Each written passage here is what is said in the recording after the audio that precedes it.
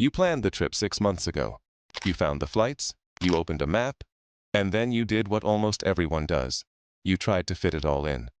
4 cities, maybe 5. A different bed every 2 nights. A train at 7:12, a connection at 9:40, a check-in window that closes before you arrive. That plan will exhaust you before you reach day 3. But the problem is not where you went. It is how the trip was built. The itinerary model you were handed was not built for you. That model was designed for backpackers in their 20s. Not for travelers who want cultural depth over checklists. You know the math. A 7-day trip, 5 stops. That sounds reasonable on a spreadsheet.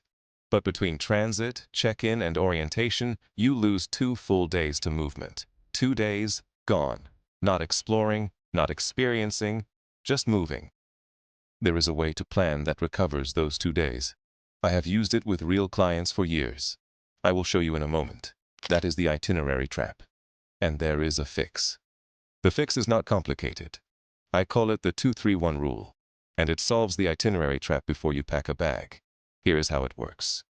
2 bases, not 5, not 4. 2.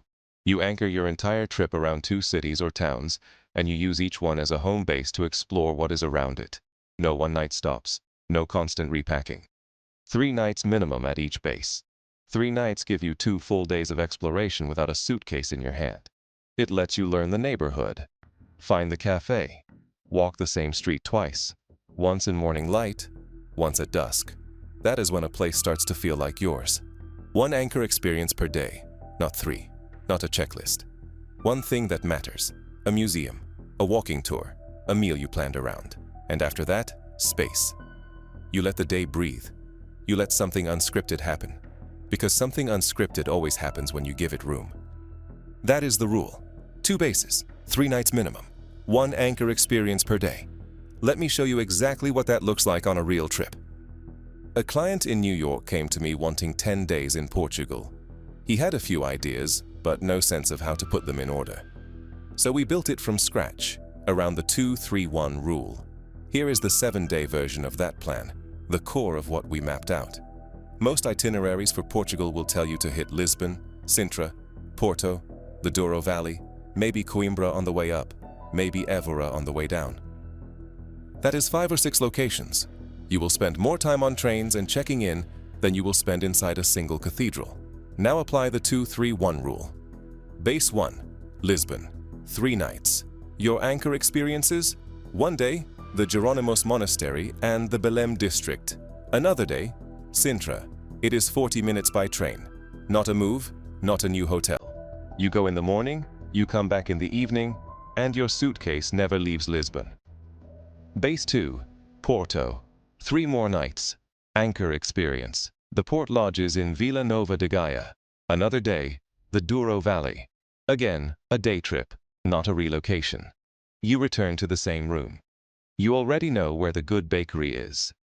That is 6 experiences. Lisbon, Sintra, Belém, Porto, Gaia, the Douro Valley. All of it is explored from 2 beds. No repacking between cities, no 7 a.m. panic about missing a connection, no arriving somewhere new and spending the first hour just figuring out which direction the river is. You choose fewer places. You stay longer. You let days breathe. And here is what you gain. You remember the meal in Alfama where the fado singer walked in unannounced. You remember the light on the Douro at 6 in the evening.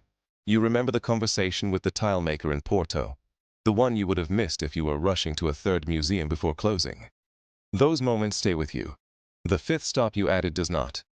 2 bases, 3 nights minimum, 1 anchor experience per day. That is the structure. And if you want to know whether your current itinerary holds up against it, I built something for that. It is called the Trip Validator. 3 questions and a risk checklist. The link is in the description.